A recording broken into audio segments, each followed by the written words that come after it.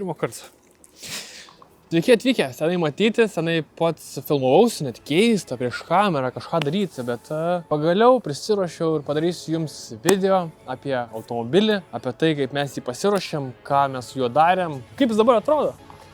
Nedarysiu tikrai 16 skirtingų video su juoda į baltą, kad neatskleis spalvos, neatskleis dizaino. Nesu aš toks žmogus ir nenoriu aš jūsų teasinti ir tempti iš nieko išspaus vašką. Tai jo. Automobilis atrodo taip. Pagrindiniai rėmėjai, DeWalt, Technitis, Tuning LT ir visi kiti. Automobilis atrodo juodai su geltonais ir pilkais elementais. Tai šiaip kiek girdėjau atsiliepimų, tai visiems labai patiko. Tai tas yra labai smagu. Automobilis tikrai neatrodo kažkoks pompastiškas. Yra minimalistinis dizainas, visiškai niekom labai neišsiskiriantis, bet tiesiog bendrai susižaidžia jo formos ir dizainas kartu. Ir automobilis tiesiog atrodo gerai. Ko aš ir norėjau, nebūtų kažkas ten iš kosmoso srities, kažkokie logotipai nežmoniško dydžio, ar ten veidai ant mašinų, kas man ne mano skonių tiesiog. Man patinka minimalizmas ir taip kaip jis atrodo, man atrodo gerai. Sorry, kad jūs pertraukiau, tačiau noriu papasakoti apie vieną dalyką. Tai yra appsas, kuris yra visiškai nemokamas, sukurtas vairuotojams, bet ne vairavimui. Ir turbūt daugumai jau atspėjot appso pavadinimą. Taip, tai yra Car One, tai yra Car Vertical kūrinys. Jie sukūrė šitą appsą, kad padėtų mums, vairuotojams, prisiminti tam tikrus dalykus ir padėtų aplamai kelyje. Ir ne tik kelyje, bet su automobiliais. Žodžiu, to papasakosiu. Aš papasakosiu iš savo patirties, kadangi esu pakankamai užimtas žmogus ir pakankamai daug informacijos reikia sutelkti į savo smegenis. Tai ne visai, kad tai pavyksta padaryti ir tikrai daug dalykų aš pamirštu. Tai galėtų paliudyti mano draugai, mano antra pusė, tėvai, bet kas, realiai kas supa mane, galėtų paliudyti, kad aš dažnai užmirštu tam tikrus dalykus. Tai jeigu dar reiktų prisiminti, kada pasibaigė mano vairuotojo pažymėjimo galiojimas, kada pasibaigė mano draugės mašinos technikinė, realiai tai yra neįmanoma ir aš tikrai negaliu visko prisiminti, nebent kiekvieną dalyką reiktų užsirašyti. Tai šiuo atveju mums padeda Car One appsas, mums nereikia to daryti. Jisai viską už mus padaro, mums primena, kada pasibaigė techas, kada pasibaigė draudimas ir kiti dalykai. Tai tas yra žiauriai patogu. Plius jie turi parkavimo funkciją, tai mes galim pasižiūrėti, kur yra parkavimas, tiek Vilniuje, tiek Kaune, tiek Klaipėdoje. Plius už jį susimokėti per appsą, tai tas yra žiauriai patogu, pavyzdžiui, su Apple Pay, kas yra dar patogiau. Dar vienas patogus vairuotojams tai yra tai, kad mes galim pasižiūrėti, pavyzdžiui, kur yra pigiausias kuras artimiausioje aplinkoje. Tai būtent per tą appsą mes galim susirasti tam tikrą kolonėlę ir pasitikrinti kolonėlėje esančias kainas, kas yra žiauriai gerai. Plius, jeigu tu turi elektromobilį,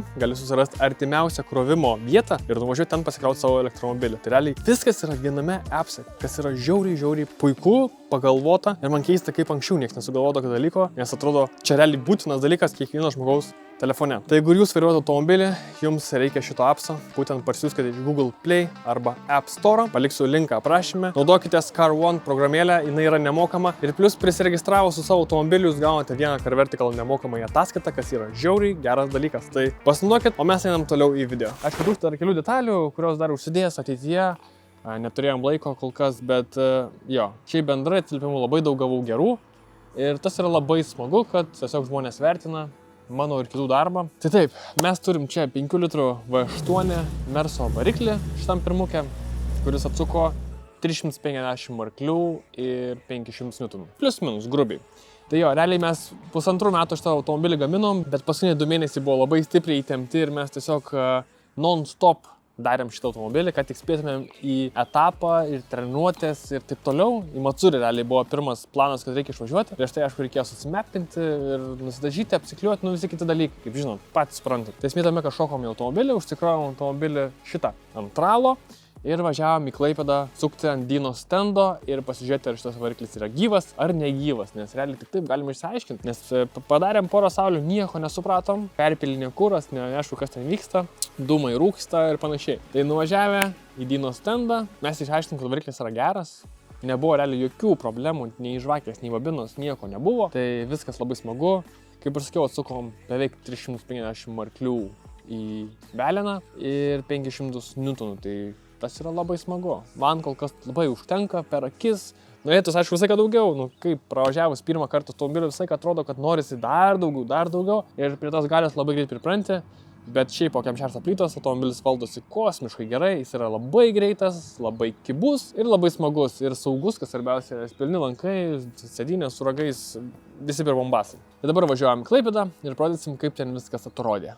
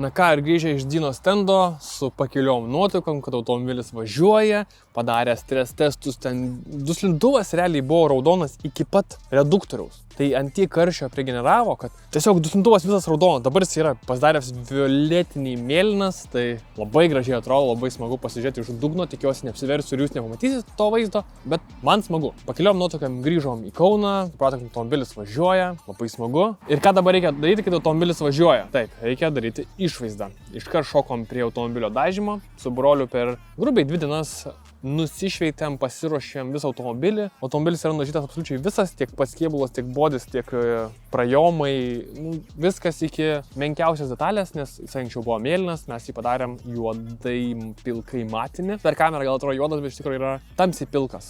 Matinis toksai. Tai aš norėjau tokios spalvos, norėjau juodo automobilio, nes prieš tai turėjau žalią, prieš tai turėjau raudoną, norėjau kažko tamsaus, padariau juodą. Tai vat, mano jau vizija buvo padaryti juodą su geltonu, taip ir gavosi. Labai smagu, kad partnerio spalvos suėjo su mano vizijos spalvom ir gavosi, kad vis tiek devaltas yra geltonas, aš norėjau geltono liverio kažkokio elementų.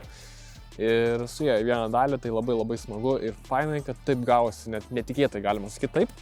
Tai jo, mes nudažėm automobilį per keletą dienų nepilnų. Ta pačią dieną mes jį sukrovėm, viską, jau dar ten buvo biškai limpančios detalės, limpantis dažai, bet mes sukrovėm viską ant automobilio. Ir kitą dieną automobilis iškeliavo į apklijavimą į Jonavą pas Ovleda. Tai jie užsiema klijavimais, užsiema estetiką automobilių, poliruoja ir taip toliau. Tai labai smagu, 2 bičiukai jauni pradėjo savo naują versliuką, kas yra smagu. Visai kas smagu prisidėti ir bendradarbiauti su tokiais žmonėm. Jie man apklijavo mašiną, kokybiškai, tvarkingai, nes realiai aš tikrai nebūsiu taip pasidaręs, aš klijavausi tiek savo žalią M6, ten minimaliai, raudoną M6 visą liverį klijavausi, tai tikrai prasikeikiau ir nagus skaudėjo dar savaitę po. Tai dėl to mes bendradarbiaujam su Ovleda ir jie man apklijavo visą automobilį tiesiog idealiai. Dar kaip ir sakiau, kelios detalės liko, kurias reikia apklijuoti, priekinis bamperis, spoileriukas, žodžiu, yra detalių, tai jie, kas gerai, kad atvažiuoja, realiai iš namų pasiema tas detalės ir padaro, atveža atgal, tai žiauriai smagu, servisas tikrai labai geras. Apsiklijaja mašiną, realiai mes pasiėmėm ją 4-dienį vakare, o 6-dienį buvo Matsuris. Įsidėję dar kelis dalykus, iki 3 nakties pasėdėjus garaže, mes 6-dienį ryte kilom į Matsurį ir labai gerai praleidom laiką, labai smagu, pavažiavom nemažai žmonių. Gaila, kad nepravažiavau daug drift taksi, nes tiesiog buvo daug komandos narių, daug partnerių, kurie norėjo pravažiuoti ir kurias norėjau pravežti su šiuo automobiliu. Tai visi žmonės, kurie prisidėjo prie šio automobilio, buvo pravežti, eilė buvo nemaža, tai tas yra smagu. Ir sorry, kad ne visus pravežiau su šiuo automobiliu, kas norėjo pasivaižinti drift taksi. Bet jau taip kartais būna, kai išvažiuoju pirmą kartą į trasą. Tai dabar galima eiti į Matsurio editą, kaip viskas atrodė ir to jau susitiksim apibendrinti jį.